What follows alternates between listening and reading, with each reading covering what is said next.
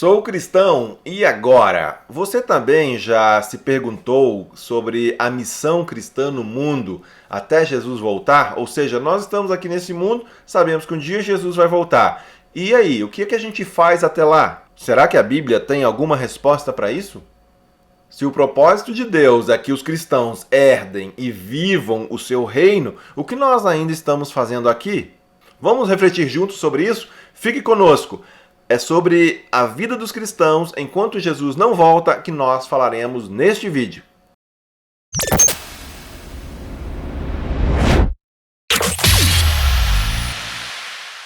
Olá, este é o canal Teologia Missional. E aí, já se inscreveu?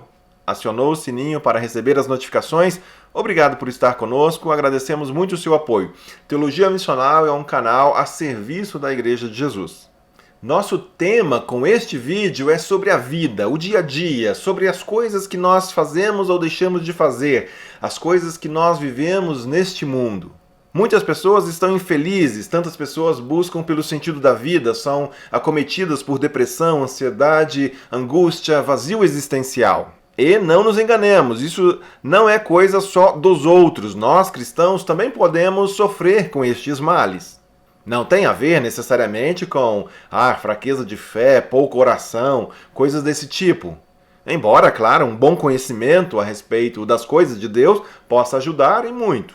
A pergunta com a qual eu desejo trabalhar neste vídeo é sobre a nossa vida, como vivemos neste mundo caído. Somos pecadores e vivemos a expectativa da volta de Jesus e quando ele implementará definitivamente o seu reino sobre a terra. Nós sabemos que existem entendimentos diferentes a respeito de tantas coisas na teologia e entre os próprios cristãos. Mas a realidade de muitos é que não sabem como viver neste mundo depois que se tornam cristãs. Há quem viva somente a expectativa da volta de Jesus e esquece da vida aqui. Outros entendem que essa vida aqui nem importa mais, portanto, aquilo que eles fizerem não é de tanta importância, não influencia para o reino. Logo, vamos viver aqui, deixando o tempo passar e Jesus que volte logo. Quando alguém deposita todas as suas expectativas no destino final, ela acaba deixando de apreciar a viagem. Ou seja, por mais fervorosa que seja a fé de alguém, quando a pessoa foca apenas o céu, ela acaba vivendo de forma incoerente o aqui e agora. Em algum sentido, isso acontece porque nós temos, quem sabe, aprendido sobre o amor de Deus, sobre céu, sobre inferno, sobre salvação, sobre o perdão dos pecados, mas não somos ensinados sobre como viver aqui neste mundo como cristãos. É como se nós fôssemos preparados para o futuro, nós fôssemos preparados para o céu. E aí nós ficamos sem saber como viver e o que fazer na Terra. Algumas teologias até ensinam que este mundo aqui, a Terra, nem importa. Vai chegar o dia do fim do mundo mesmo. Tudo será destruído, tudo será consumido pelo fogo, não restará nada. Logo, por que eu deveria me importar com este mundo aqui? Importa mesmo é que os crentes viverão no céu, num lugar seguro com Deus. Bom, daí parece natural que alguém pergunte, ora, eu já sou cristão. Por que Deus não me leva logo para o céu? Por que Ele ainda me deixa aqui, sofrendo, passando raiva, me incomodando com as coisas do mundo? Não é assim que quando as coisas ficam difíceis, alguém já larga, volta logo, Jesus. Ou seja, eu já estou saturado disso aqui, vamos logo para a glória? Eu gostaria então de, neste vídeo, tratar deste assunto a partir de uma parábola de Jesus. O que os crentes devem fazer até a volta de Jesus Cristo? Ou o que nós estamos fazendo aqui neste mundo como cristãos? Vivendo apenas como todo mundo vive, na expectativa de que Jesus volte logo?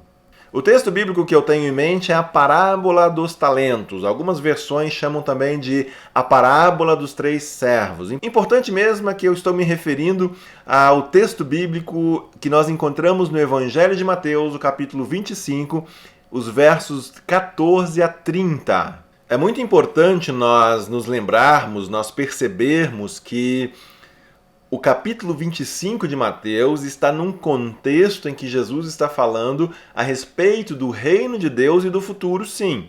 Basta você dar uma olhada no capítulo 24 e já constatará isso. Se nós voltarmos ainda um pouco mais, até o final do capítulo 23 de Mateus, encontraremos o lamento de Jesus sobre Jerusalém. Ali, Jesus está dizendo: Jerusalém, Jerusalém, você que mata os profetas e apedreja os que lhes são enviados. Quantas vezes eu quis reunir os seus filhos, como a galinha reúne os seus pintinhos debaixo de suas asas, mas vocês não quiseram. Eis que a casa de vocês ficará deserta. Pois eu lhes digo que vocês não me verão desde agora, até que digam: bendito é o que vem em nome do Senhor. Mateus 23, 37 a 39. Quando então, agora, nós passarmos para o capítulo 26, teremos o relato da conspiração para matar Jesus, seguindo para o relato que envolve a última ceia, Jesus sendo traído, julgado, negado, crucificado. Então vejam que Jesus ele conta essas parábolas que envolvem espera, expectativa. A parábola do servo vigilante, Mateus 24, 45 a 51, e no capítulo 25 a parábola das 10 virgens e a parábola dos talentos.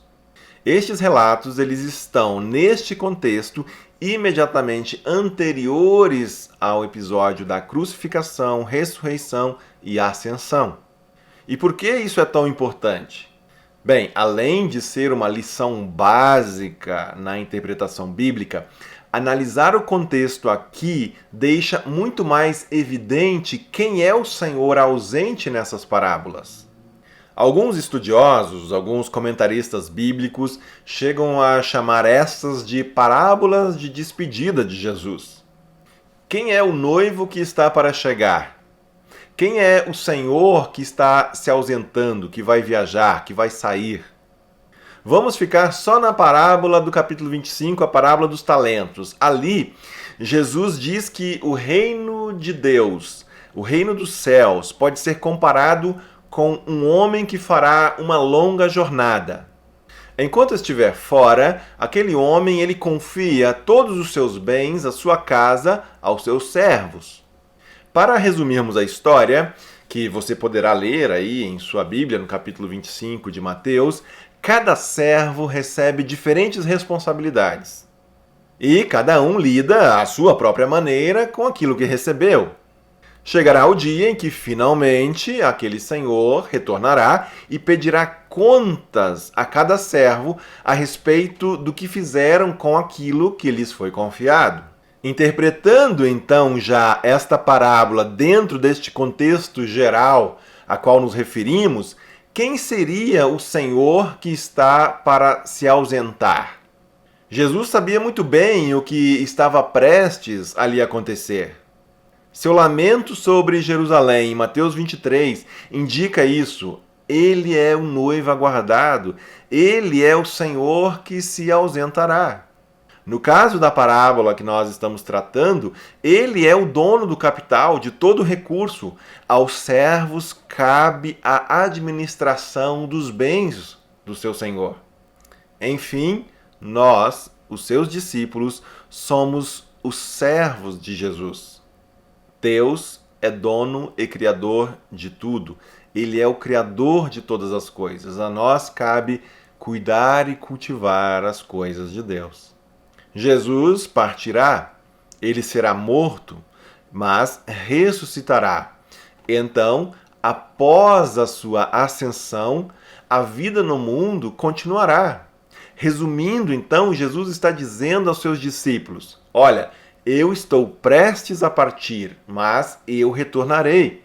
Até lá, cuidem, zelem, administrem bem os meus bens.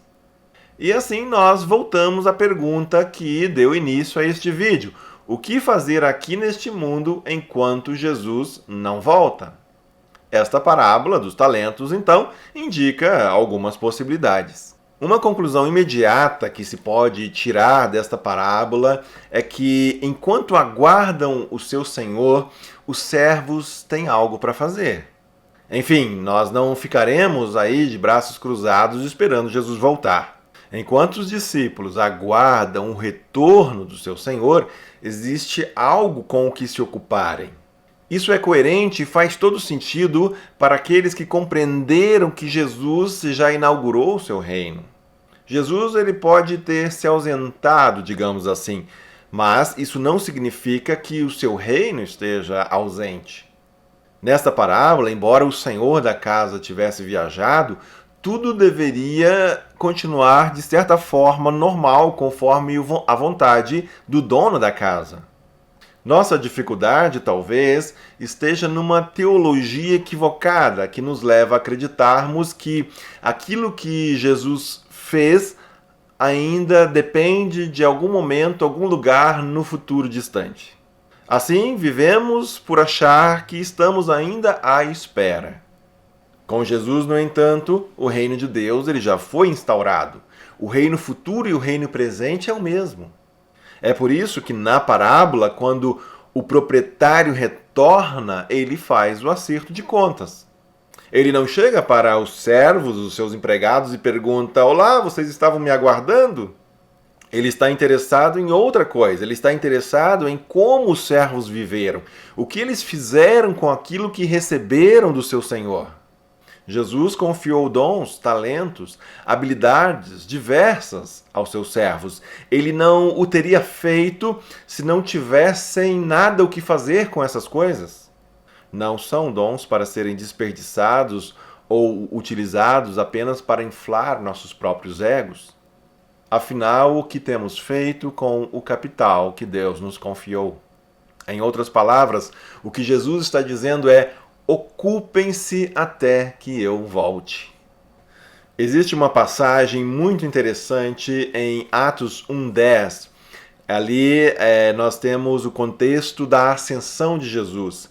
Nós lemos ali que os discípulos ficaram com os olhos fixos nos céus, olhando para cima, enquanto Jesus subia.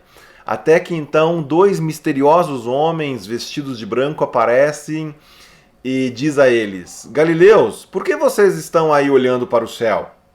Este mesmo Jesus que dentre vocês foi elevado ao céu voltará da mesma forma como o viram subir. Atos capítulo 1, verso 11. Muitas vezes não parece que é assim que nós cristãos achamos que devemos viver a vida, olhando para cima e perguntando quando será que Jesus vai voltar? Mas o que ele disse na verdade é: vão trabalhar, vão cuidar daquilo que eu lhes dei, aquilo que eu lhes confiei. Utilizem bem os recursos, os dons, os talentos que vocês receberam. Esta mesma parábola, a parábola dos talentos, nós encontramos também no Evangelho de Lucas.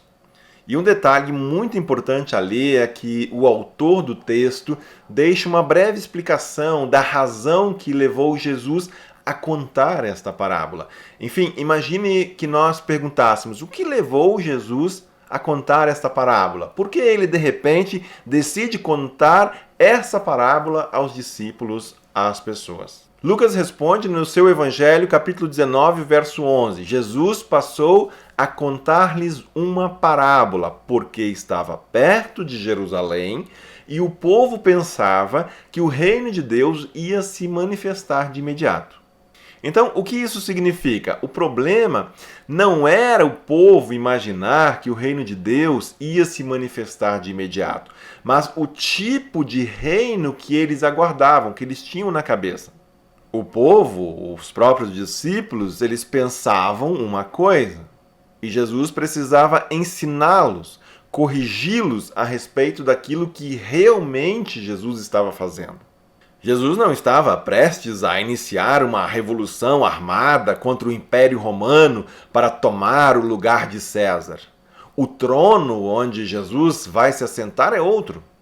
O reino de Deus, o reino de Jesus, existe em conflito contra o reino do pecado, do egocentrismo, dos poderes diabólicos. Vivemos, portanto, estas duas realidades, a realidade do reino de Deus e a realidade do reino de trevas, do pecado, da queda.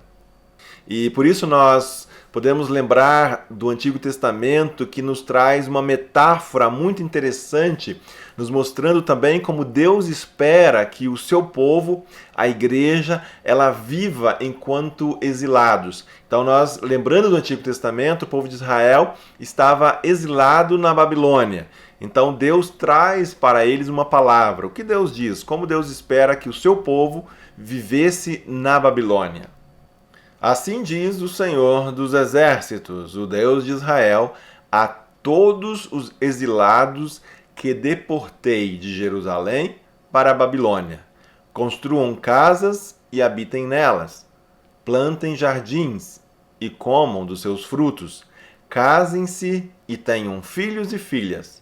Escolham mulheres para casar-se com seus filhos e deem as suas filhas em casamento, para que também tenham filhos e filhas.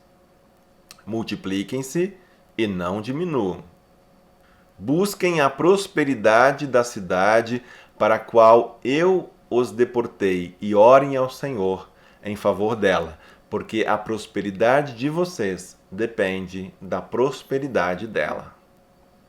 Vejam, o povo de Israel estava desejando, almejava pela terra prometida, por Sião, por Jerusalém, mas a realidade deles nesse momento é a Babilônia. E o que Deus tem para lhes dizer naquela situação? Busquem a prosperidade da cidade para a qual eu os deportei e orem ao Senhor em favor dela, porque a prosperidade de vocês depende da prosperidade dela.